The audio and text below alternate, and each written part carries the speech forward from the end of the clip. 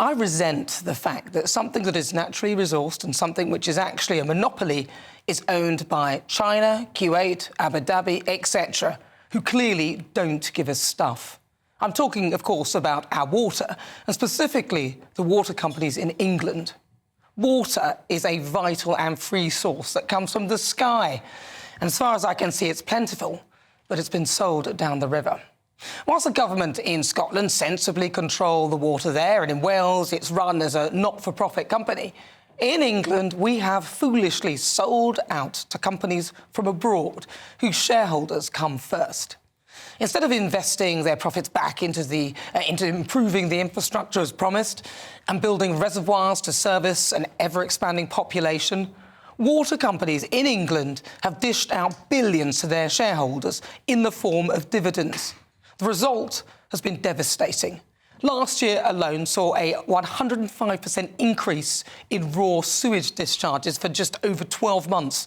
3.6 million hours are reported, which made 2023 the worst year for stormwater pollution. Just imagine that for a moment, if you will. Over 3.6 million hours of untreated raw sewage going into our rivers and our waterways. It's disgusting. A loophole allows water companies to discharge during heavy rainfall, and we've had a lot of that. This has apparently been one of the wettest years on record. Some of the worst offenders were Anglian Water, who discharged for around about 273,163 hours, a 205% increase. Wessex Water at 372,341 hours. And Thames Water, who saw a 163% increase to 196,414 hours of untreated raw sewage being discharged. The result? E. coli in, for example, the Thames is rampant. In the stretch where the boat race took place today, the customary celebration of jumping into the water afterwards has been banned. And with nearby areas like the River Acton recording nearly 10 times the acceptable level for bathing, I'm not surprised.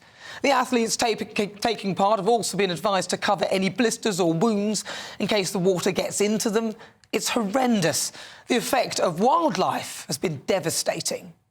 And in the marine life just beneath our feet, we're actually finding they're full of drugs. They're full of contraceptive pill, antidepressants, anti-anxiety medication. Every single marine species that we've looked at so far is full of cocaine.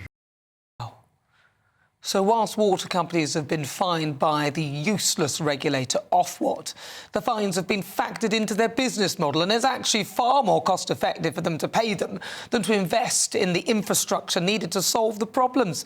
The extent of the damage being done by these companies was uncovered by an Ofwat investigation, whose spokesperson said, "We have strengthened the rules to allow us to take enforcement action against companies that pay dividends to its shareholders where their environmental performance does not meet our expectations.